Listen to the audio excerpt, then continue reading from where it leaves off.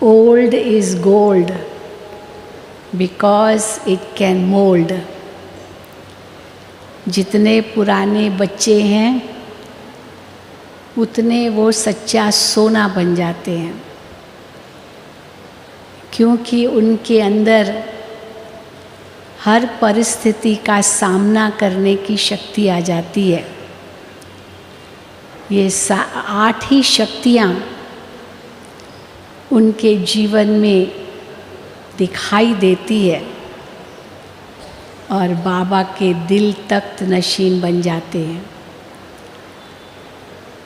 तो जो आज का मेरा विषय है, जिम्मेदारियां संभालते हुए भी न्यारी और प्यारी स्थिति कैसे बने, क्योंकि हम तो बेहद के सन्यासी हैं। हद के सन्यासी जो होते हैं वो तो घर गृहस्थी का त्याग कर देते हैं, जंगलों में चले जाते हैं, जिम्मेदारियों को छोड़ देते हैं, क्योंकि उनको माया समझते हैं। क्यों छोड़ते हैं? क्योंकि उनको माया समझते हैं।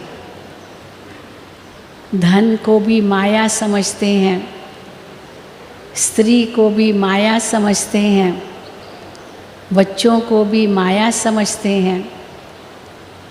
संसार में कागविष्टा समान सुख है, इसीलिए संसार में ये सब माया है, ये समझ करके सोचते हैं कि बस सन्यासी बनना है। और बाबा कहते हैं तुम कर्म सन्यासी नहीं हो, तुम कर्म योग सन्यासी हो। कर्म भी करते हो, शिव बाबा से योग भी है, और बुराइयों का संन्यास करते हो। तो धन, स्त्री, बच्चे, बाबा कहते ये माया नहीं है। धन तो आवश्यक है, जीवन में अगर धन न हो तो जीवन की आवश्यकताएं भी कैसे पूरी हो। रोटी, कपड़ा, मकान तो सबको चाहिए,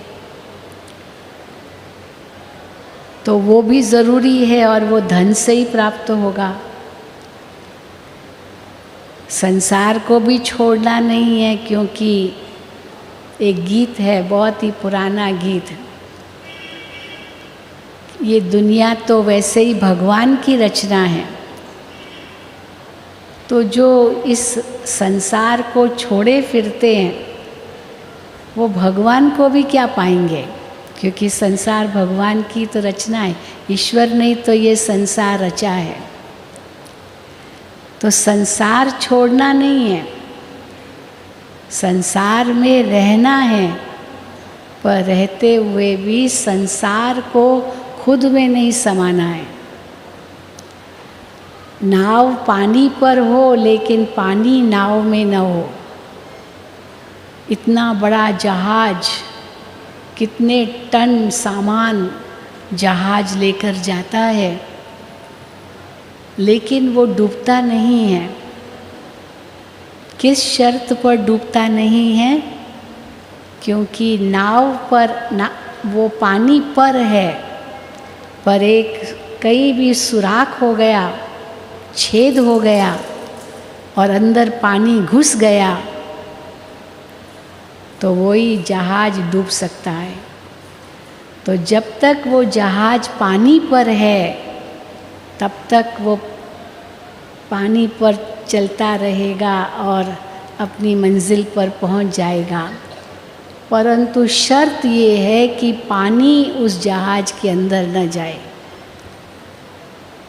तो बाबा भी हम बच्चों को यही कहते हैं, संसार को छोड़ना नहीं है, जिम्मेदारियों को छोड़ना नहीं है, उनको माया भी नहीं समझना है, सब कुछ करते हुए न्यारा और प्यारा रहना है। संसार माया नहीं है, संसार तो प्रभु की रचना है। और सुख भी कागविष्ठा समान नहीं है। ये संसार बहुत सुखरूप है, क्योंकि सुख के सागर पिता की ये रचना है। लेकिन हमने अपने कर्मों से दुखी हम हुए हैं, तो इसमें उसका क्या दोष। तो कर्म ज़रूर सुधारने लिए बाबा कहते हैं। तो धन को माया नहीं समझते हम, लेकिन धन में अगर लोभ पड़ गया, लोभ वो माया ज़रूर है। क्योंकि लोभ एक ऐसा विकार है जिसके कारण जितना भी मिले उतना वो कम ही महसूस होता है, जो भी मिले। तो लोभ ज़रूर माया है, पर धन माया नहीं है। इसी प्रकार कोई कहे बच्चे माया है, वास्तव में बाबा कहते हैं ना, बच्चे माया नहीं है, लेकिन मोह ज़रूर माया है।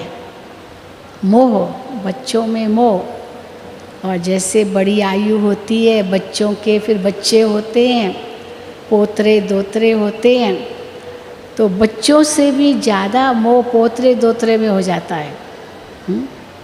तो हंसी हंसी में बाबा कहते थे कि क्योंकि पोतरे दोतरे जो होते हैं ना, वो ब्याज के रूप में हैं। जैसे आप बैंक में कुछ अमाउंट रखते हो, पैसा रखते हो, और वो तो आपका सेफ है बैंक में, लेकिन आप जब भी अपना बैंक बैलेंस देखेंगे या अपना पासबुक को अपडेट करते हैं, तो पहले तो ये देखते हैं कि ब्याज कितना आया, है ना, ब्याज कितना आया। तो जितना पैसा आपने डाला वो तो ठीक, लेकिन ब्याज पर पहले नज़र जाती है, जिसको इंग्लिश में कहते हैं इंटरेस्ट। तो इंटरेस्ट का इंटरेस्ट है, ऐसे ही कहेंगे। तो बच्चों से भी ज़्यादा मोह पोतरों में चला जाता है, क्योंकि ब्याज है वो। आपने तो नहीं पैदा किए, लेकिन आपके बच्चों ने पैदा किए, पर आपके हो गए, संबंध जुड़ गया। आपने मेहनत नहीं की बच्चों उन पोतरों को जन्म देने की, पर फिर भी संबंध हो गया, तो ब्याज के रूप में मिला। तो बाबा कहते हैं ये सब मोह माया नहीं है, बच्चे तो फूल है, बेचारे बच्चों का क्या दोष। आत्मा तो कितनी निर्दोष है। बाबा कहते हैं बच्चा महात्मा एक समान। बच्चे को कुछ पता नहीं है, निर्दोष है।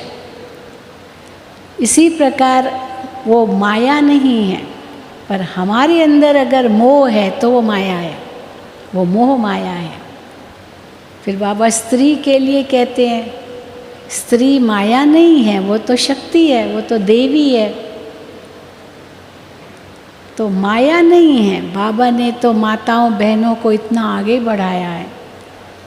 कई सन्यासी भी जब यहाँ आए ना, एक बहुत बड़ा संत सम्मेलन किया था हम लोगों ने, उसमें बनारस और हरिद्वार, ऋषिकेश, वहाँ के बड़े बड़े महामंडलेश्वर आए थे।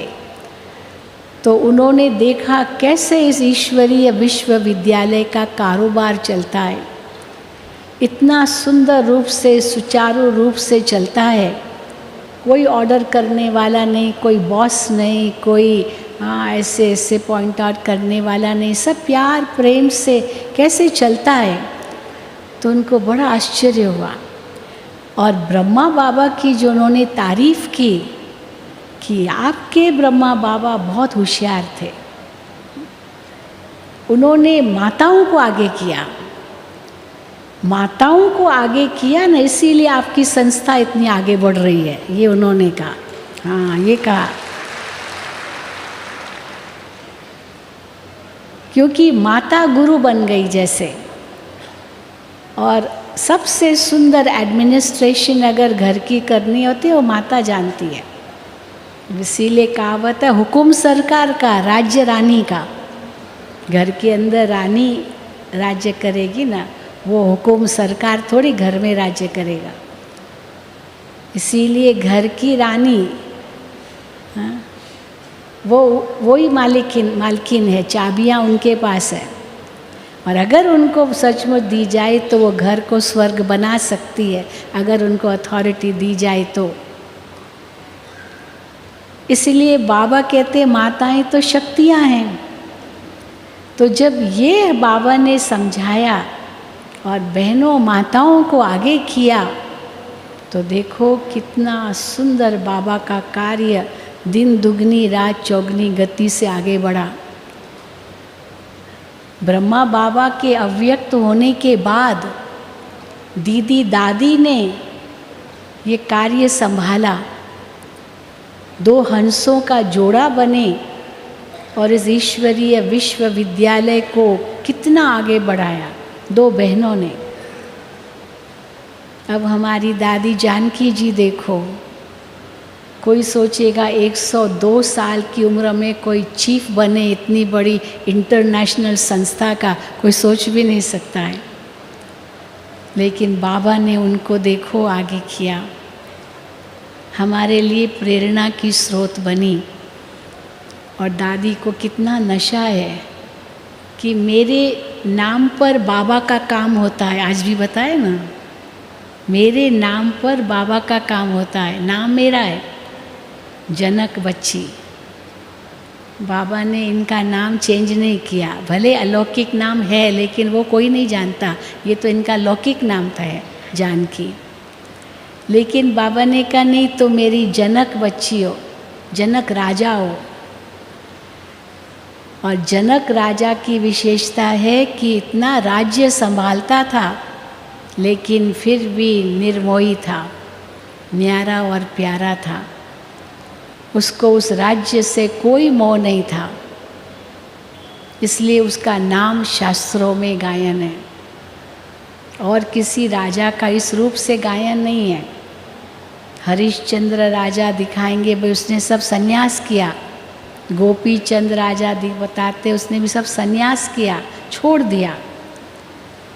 भले भगवान के कहने पर जो भी कुछ बताएंगे सत्यता पर थे, वो अलग बात, लेकिन राजा जनक ने छोड़ा कुछ नहीं, पर फिर भी बुद्धि से सब कुछ भूला, इसलिए उनका नाम ज़्यादा हो गया।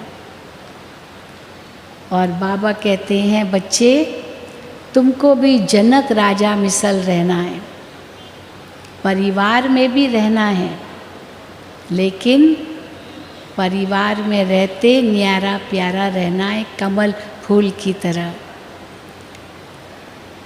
तो कैसे रहे न्यारा और प्यारा?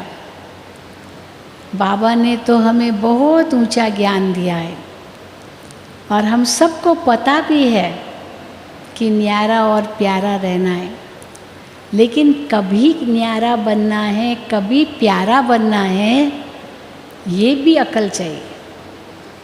ऐसे नहीं कि सदाई न्यारा बनना है, ये भी नहीं कि सदाई प्यारा बनना है, पर न्यारा अपने समय पर, प्यारा अपने समय पर, क्योंकि छोड़ना तो है नहीं। न्यारा एकदम केवल बने प्यारे नहीं बने माना छोड़ दिया, तो छोड़ना भी नहीं है। और एकदम प्यारे बने न्यारे न बने तो वो भी नहीं, क्योंकि फिर वो संन्यास हो जाएगा। पर न्यारा और प्यारा दोनों का बैलेंस कैसे रहे, और जिस समय न्यारा बनना उस समय न्यारा बन सको। ये न हो कि जिस समय न्यारा बनना उस समय हम प्यारा बन जाएं, और जिस समय हम को प्यारा बनना वान्या उस समय न्यारा बन जाए, ये भी नहीं। न्यारा बनने के समय न्यारा बनना, प्यारा बनने के समय प्यारा बनना है, तब कहेंगे कि हाँ कमल फूल समान जीवन। कमल का फूल कितना प्यारा है, हाँ? पर न्यारा भी है। तो ये न्यारा और प्यारा का सुंदर बैलेंस हम कैसे बनाए रखें, उसके लिए परख शक्ति चाहिए। परखना और फिर निर्णय करना, क्योंकि जीवन में कई परिस्थितियां आती है, हम उन परिस्थितियों को रोक नहीं सकते हैं, उनको स्वीकार करनी पड़ती है। वो परिस्थितियाँ आएंगी। हम ये भी नहीं कह सकते कि ऐसे क्यों हुआ। बाबा कहते कलयुग है, कलयुग में सब कुछ संभव है। जो हमने सोचा भी नहीं था वो भी हो सकता है। रोज़ रोज़ देख रहे हैं कितनी नई नई घटनाएं जो पहले कभी सोची भी नहीं होगी, ऐसे भी हो सकता है, वो भी हो रहा है। इसीलिए जब बाबा कहते हैं कलयुग है, बस इससे समझ जाना है कि ये ऐसा समय है जिसको हम रोक तो सकते नहीं। अंधेरी रात आ गई, हम अंधेरी रात को रोक तो सकते नहीं, सूर्य अपना काम करेगा। इसीलिए रात आ गई, वो ढल गया। लेकिन वो रात हमें ये तो आश्वासन देती है कि सवेरा भी ज़रूर आएगा। ये नहीं कि रात ही रात रहेगी, सवेरा भी आएगा। इसीलिए उसी आश्वासन के साथ हम उस रात को भी निभाते हैं। तो इसी प्रकार बाबा भी कहते हैं कि ये सब परिस्थितियाँ आएंगी, और अगर हमने कोई ऐसी विकट परिस्थिति आई और अगर हमने कहा ये क्यों आई, तो ये भी फेल हो गए। ये कैसे आई, तो फेल हो गए। इसीलिए बाबा कहते प्रश्न तो करना ही नहीं है। जो कभी नहीं हुआ वो भी होगा, इसीलिए प्रश्न तो करना ही नहीं है क्यों हुआ। और जो कुछ भी हुआ ये भी पता है कि ये सब कर्मों का हिसाब किताब है, कर्मों का हिसाब किताब है। और हर एक को अपना कर्मों का हिसाब किताब चुकतू करना है ज़रूर, किसी भी हालत में, किसी भी तरीके से।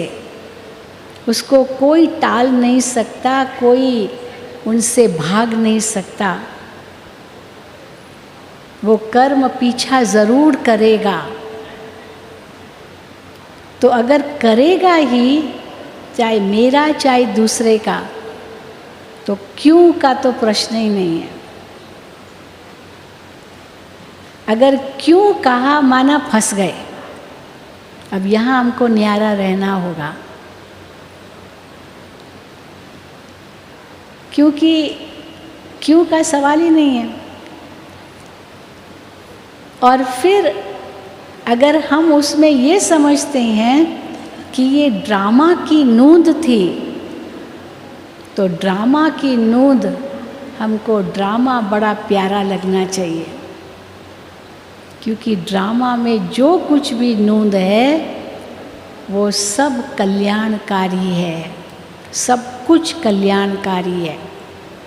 आज हमें लगता है ये क्यों हुआ, इसको नहीं ऐसे होना चाहिए, ये क्या हुआ, चाहे प्रश्न करें चाहे आश्चर्य खाएं,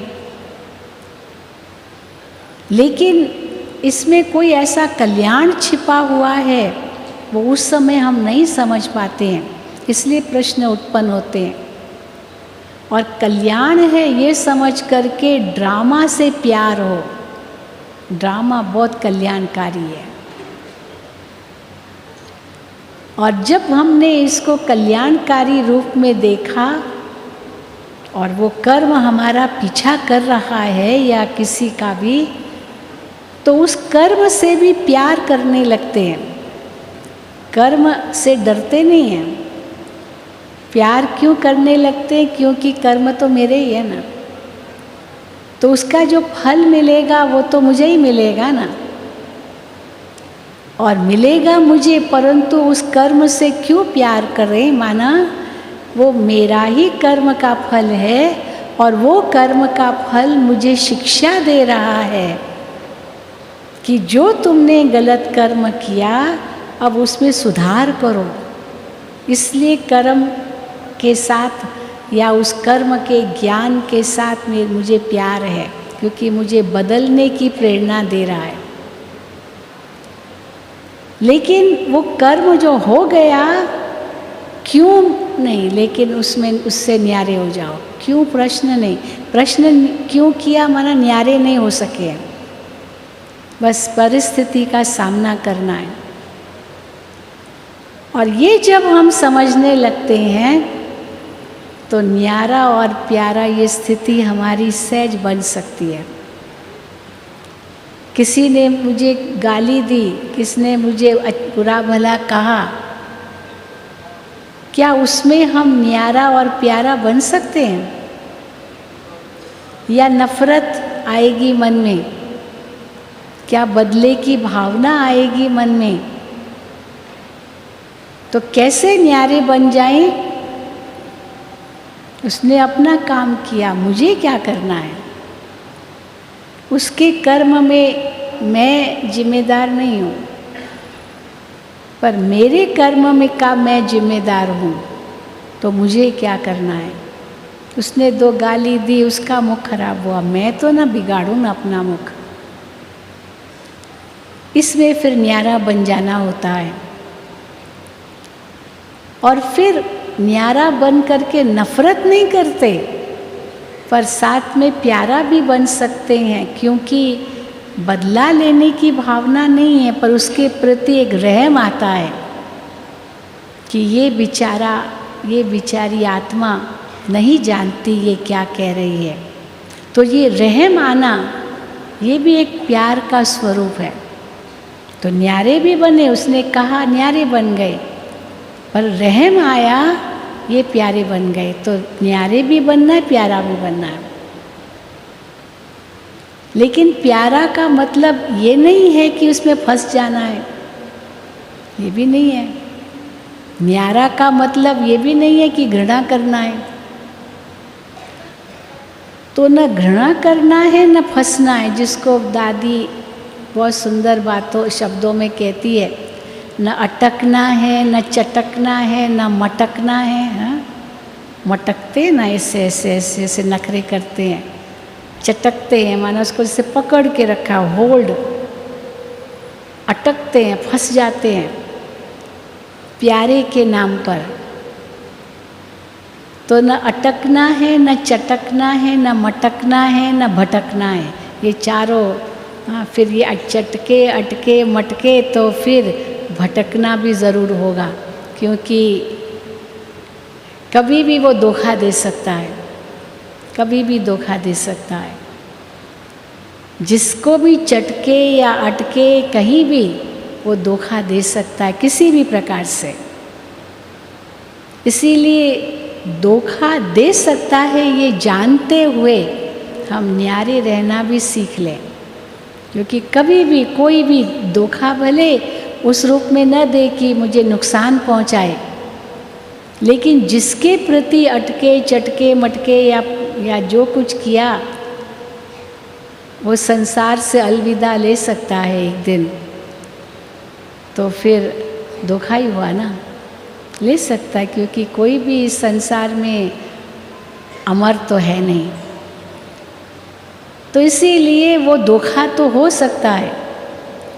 इसीलिए बाबा कहते हैं कहीं भी फंसो नहीं, न फंसो न छोड़ो, पर न नया जोड़ो। तो नया जोड़ो भी नहीं, फंसो भी कहीं नहीं, छोड़ो भी कुछ नहीं, और हाँ, ये तीनों नहीं करो, न छोड़ो न नया जोड़ो न फंसो। तो फिर करो क्या? निभाओ, एक्सेप्ट। एक होता है एक्सपेक्ट, एक्सपेक्टेशंस, बहुत इच्छाएं। तो एक्सपेक्टेशंस नहीं चाहिए, बहुत अंदर में इच्छाएं नहीं चाहिए, क्योंकि बाबा कहते घर चलना है, न्यारा बनना है। लेकिन एक्सेप्ट करना माना वो प्यारा है ये भी समझना है। एक्सपेक्ट नहीं पर एक्सेप्ट, तो बड़ा अंतर है दोनों में। स्वीकार ज़रूर करो क्योंकि ये सब खेल है। इस खेल में हर एक का अपना अपना पार्ट है, ये एक्सेप्ट करो, ये स्वीकार करो। और जब ये स्वीकार करना हम सीख जाते हैं तो पता चलता है, महसूस होता है कि छोड़ना क्या है, छोड़ना तो कुछ भी नहीं है। सब बाबा के बच्चे हैं, सब प्यारे हैं, तो सब प्यारे हैं। ये नहीं है कि सब प्यारे हैं सिवाय एक के। सिवाय एक के सब प्यारे हैं, ये सिवाय एक के एक को छोड़ा क्यों? किसी ने कहा ना, मेरे हाँ, किसी ने किसी से पूछा कि आप किसको प्यार करते हो, तो कहा मुझे सारी दुनिया से प्यार है सिवाय मेरे पड़ोसी के, सिवाय मेरे पड़ोसी के। तो पड़ोसी से प्यार नहीं है, बाकी सारी दुनिया से प्यार है। पर ज़रा सोचिए, अंत में पड़ोसी काम आएगा या दूसरे काम आएंगे? कौन काम आएगा? हाँ, पड़ोसी काम आता है, दूसरे इतना काम नहीं आएंगे, वो तो दूर दूर होंगे। तो ना प्रश्न करना है, न आश्चर्य खाना है, और आगे क्या नहीं करना है। न्यारा और प्यारा रहने के लिए न किसी भी बात का दुख करना है, क्योंकि दुख, अशांति हम बच्चों की डिक्शनरी में होना ही नहीं चाहिए। आत्मा सुख स्वरूप है, शांत स्वरूप है, ये हमें ज्ञान है। मुझ आत्मा का पिता शिव बाबा सुख का सागर है, शांति का सागर है। तो दुख ये जीवन में होना ही नहीं चाहिए, चाहे कुछ भी हो जाए।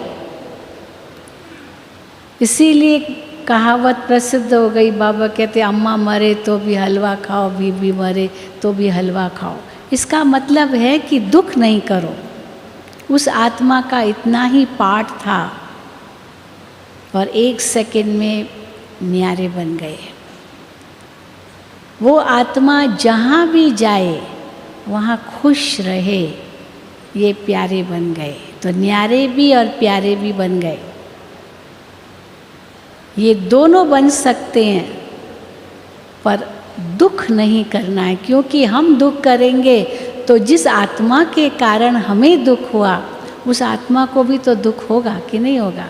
क्योंकि मेरा दुख उस तक पहुंचेगा और मैं नहीं चाहती कि उसको दुख मिले, तो फिर मुझे भी उसका दुख नहीं करना होगा, तभी तो उसको नहीं होगा दुख। नहीं तो मुझे दुख होगा तो उसको ज़रूर होगा।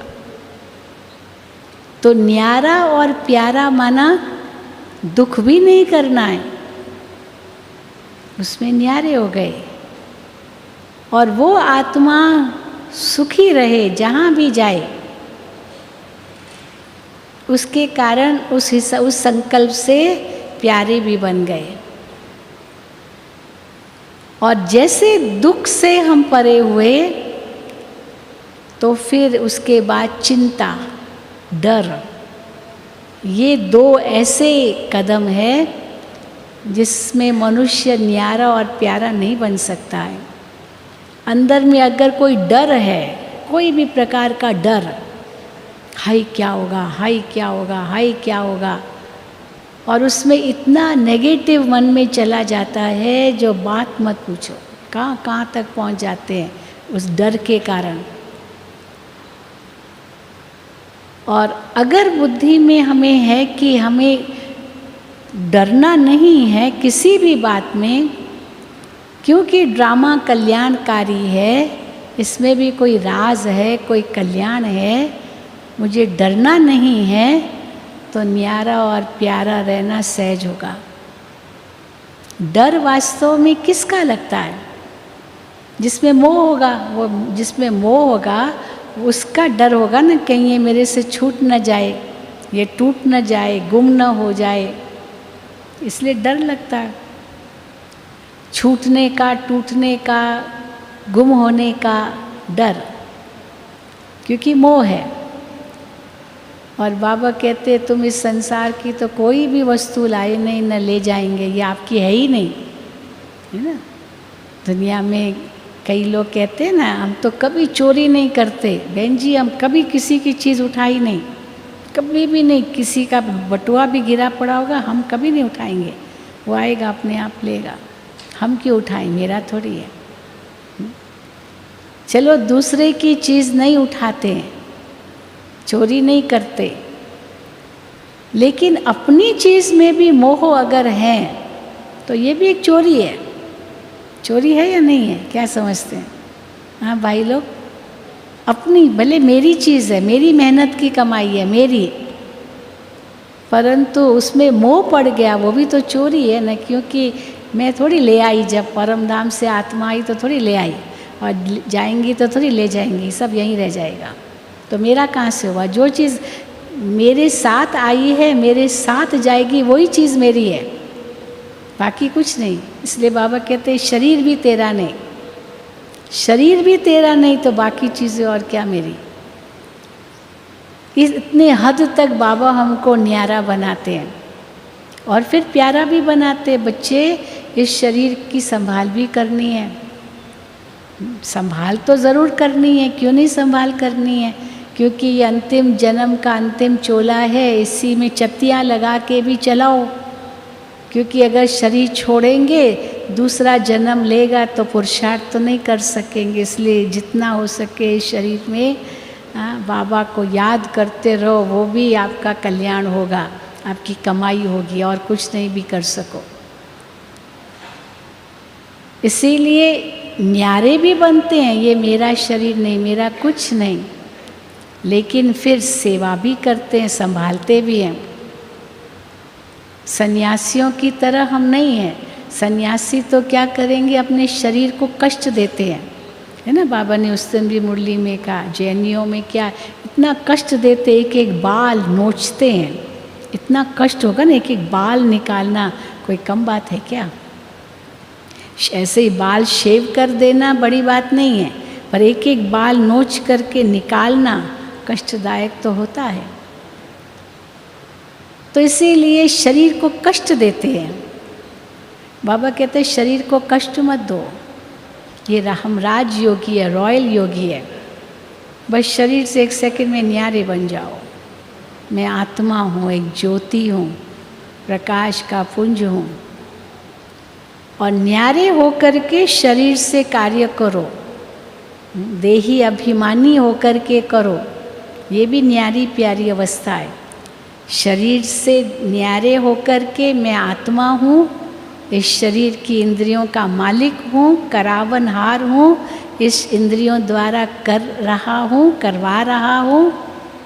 ये न्यारे भी और प्यारे भी होकर के करेंगे। तो तन भी मेरा नहीं है, ये बाबा का है, बाबा ने ट्रस्टी बनाया है। तो अगर तन को कुछ कष्ट भी होगा तो भी हम दुखी नहीं होंगे। ये मन भी बाबा का है। कई बार बाबा की मुरली में आता है ना, कहते क्या करे मेरा मन, ये मन बहुत चंचल है, मन ऐसा है। तो बाबा कहते ये मन आपका कहाँ है? ये मन तो बाबा को दिया कि नहीं दिया अभी तक? मन आपका है क्या? मन, ये मन भी बाबा का है। तो कैसे कहते हो मेरा मन नहीं, यहाँ चंचल है, मेरा मन बहुत दुखी है, मन परेशान है? मन आपका है कहाँ? ये भी बाबा का समझो। आपको निमित्त बन के ट्रस्टी बना, इस मन से श्रेष्ठ संकल्प ही करने हैं, क्योंकि बाबा की अमानत है। तो सन्यासी क्या करेंगे? शरीर को भी कष्ट देते हैं और मन को भी कष्ट देते। कैसे? सोचते बस मुझे कुछ नहीं सोचना है, शून्य बनना है, चित्तवृत्ति निरोध, सप्रेस करना है, सप्रेशन ऑफ थॉट्स, निरोध करना है, दबाना है। कई ऐसे दवाइयाँ लेकर के इंद्रियों को दबाते हैं, सप्रेशन करते हैं। और बाबा ने कहा बच्चे बस अशरीरी बन जाओ, ये सारी इंद्रियां आपकी सेवक बन के करेगी, आप उनका मालिक बन जाओ, आप उनको सेवक बन के चलाओ। ये आपके मालिक नहीं है, आप आत्मा मालिक हो। तो मन के भी आप मालिक हो, इंद्रियां भी आपकी सेवक होकर के कर्म करे, उत्तेजित ना हो। इंद्रियां शीतल हो, पर शीतल तब होगी जब हम इतने अशरीरी बन सकेंगे। और धन को भी जो माया कह दिया, बाबा कहते नहीं, धन सफल करो। अगर धन है तो सफल करो, अपना पुण्य कमाओ, भविष्य के लिए आपका जमा हो रहा है, नहीं तो यही मिट्टी में मिल जाएगा। तो इसीलिए छोड़ो कुछ भी नहीं, न तन न मन न धन।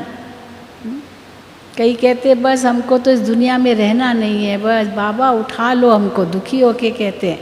बाबा कहते दुखी होके मत कहो, बाबा उठा लो, बस मन से चले जाओ। मन तो आपने बाबा को दे दिया, इस मन को तो श्रेष्ठ संकल्प देने हैं, बस बाबा के पास चले जाओ, वतन में पहुंच जाओ। हाँ, फरिश्ते बन के सूक्ष्म वतन में पहुंच जाओ। आपको सूक्ष्म चोला मिला है, हाँ, लाइट का चोला आपका ही है, वो आपका आह्वान कर रहा है। ब्रह्मा बाबा ने क्या किया, यही तो अनुभव किया, कैसे न्यारे और प्यारे बने। अंत के समय बाबा की जो स्थिति थी ना, वो इतनी ऊंची थी, बस एकदम न्यारे। बहुत काल का अभ्यास ही अंत में इतना न्यारापन का अनुभव करा सकता है, और वो बाबा में था। कैसे हर परिस्थिति में न्यारे भी और प्यारे भी।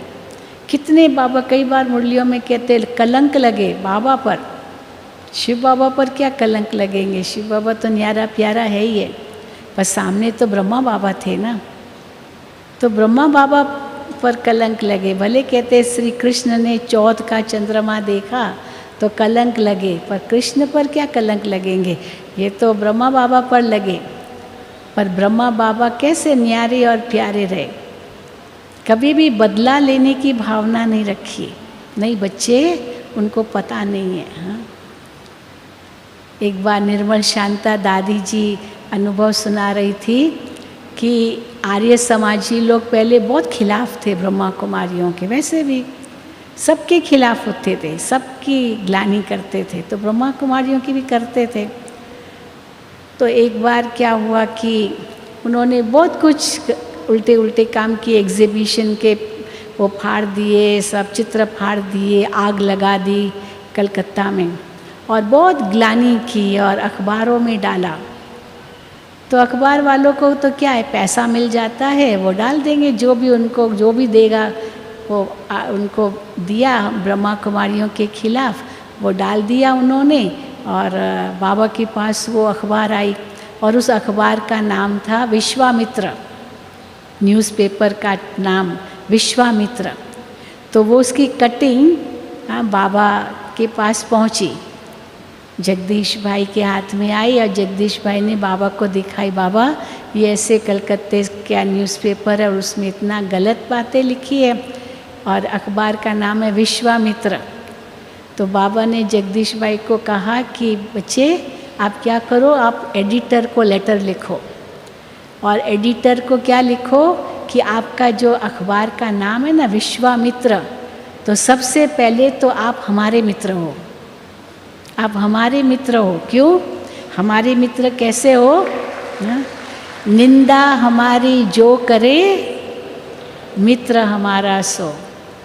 जो निंदा करता है वो हमारा मित्र है, तो आप हमारे सबसे पहले मित्र हो। विश्व के मित्र तो आप बाद में हो, पहले हमारे हो। तो इस प्रकार से उसको लिखो। और सचमुच जगदीश भाई ने बहुत सुंदर रूप से उसके एडिटर को लिखा, और उस एडिटर ने फिर आकर के कैसे बाबा के पास आया था और इतनी माफ़ी मांगी और कहा कि मुझे माफ़ कर दो, क्योंकि फिर उसके बाद उसकी सेवा हुई, और सेवा करने के बाद उसको रियलाइज़ हुआ कि ये गलत लिखा है, ये नहीं लिखना चाहिए था। और हमारी अखबार देखो कितना ऊंचा नाम है विश्वामित्र, तो सारे विश्व के मित्र हैं आदि आदि। लेकिन बाबा को रिंचक मात्र भी कोई दुख नहीं हुआ, आप हमारे पहले मित्र हो। और सचमुच वो आत्मा कैसे झुक गई जिसने इतना गलत लिखा था। कई आर्य समाजी भी बाद में इतना झुके, देखते हैं ना बाबा, ये कई बार अव्यक्त मूल्यों में कहते हैं, ज्ञान से चलो प्रभावित न भी हो, लेकिन आपकी धारणाओं से सब प्रभावित ज़रूर होंगे। और बाबा युगलों को तो खास कहते हैं, आप बाबा का नाम रोशन करने वाले हो, परिवार में रहते हुए कैसे ज्ञान की तलवार बीच में रख कर के आप बाबा के होकर के चलते हो। तो इसीलिए दुख भी कुछ नहीं करते, कोई भी बात हुई उसका दुख भी नहीं, फिर उसकी चिंता भी नहीं, डर भी नहीं, चिंता भी नहीं, क्योंकि सब अच्छा ही होगा, सब एक्यूरेट है, सब निश्चित है, सब कल्याणकारी है, सब सही है। तो ये सारी नेगेटिव बातें तो आएगी नहीं। तो न्यारा और प्यारा रहना बहुत सहज है, चाहे आत्मा के ज्ञान से, चाहे परमात्मा के ज्ञान से, चाहे ड्रामा के ज्ञान से, चाहे कर्म के ज्ञान से न्यारा और प्यारा हम रह सकते हैं। इसी को ही हम लोग कॉन्फ्रेंसेस में यही नाम देते हैं ना, आध्यात्मिकता। आध्यात्मिकता वो आज लोप है, प्राय लोप हो चुकी है आध्यात्मिकता। इसीलिए दुनिया में इतनी समस्याएं बढ़ती जा रही है। और आध्यात्मिकता क्या है?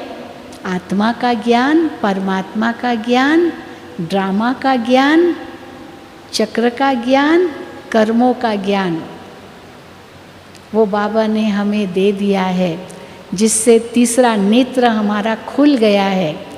और जब ये तीसरा नेत्र खुल गया तो आदि मध्य अंत, भूत वर्तमान भविष्य तीनों काल हमारे आगे ऐसे स्पष्ट हो जाते जैसे वर्तमान स्पष्ट है।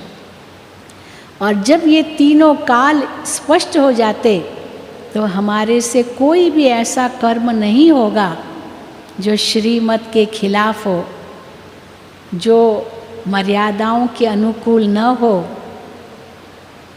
जो कर्म का हिसाब किताब बना दे। इसीलिए न कर्म का कोई हिसाब किताब आगे बनाना है और न ही छोड़ना है, न ही नया जोड़ना है, न फंसना है, पर जो है वो हिसाब किताब भी पूरा करते जाना है। क्योंकि लक्ष्य तो बाबा ने बहुत ऊंचा दिया है हमें कि कर्मातीत बन कर के, संपूर्ण बन के घर जाना है। पहले फरिश्ता बनना है, बाप समान बनना है, फिर नई दुनिया में आना है। भगवान ने हमारे लिए रास्ता क्लियर कर दिया है, पूरा प्लान दे दिया है। पर वो प्लान को प्रैक्टिकल में तब ला सकेंगे जब हमारी बुद्धि इतनी प्लेन होगी। कल आज भी बाबा ने कहा, हाँ प्लान बनाओ लेकिन प्लेन होकर के। प्लेन माना जो बाबा कहे उस अनुसार वही बात लिखी जाए। पिछली बातें जो भी बुद्धि में है वो सब भूल जाओ, जिसको कहते हैं unlearn what you already have learned। Unlearn करो, उसको सब भुलाते जाओ। क्योंकि जो कुछ भरा था वो भूसा भरा था। हाँ, बोझ तो बहुत उठा लिया, अब हल्के हो जाओ। और कैसे हल्के होंगे? बस 3 बिंदु लगा लो।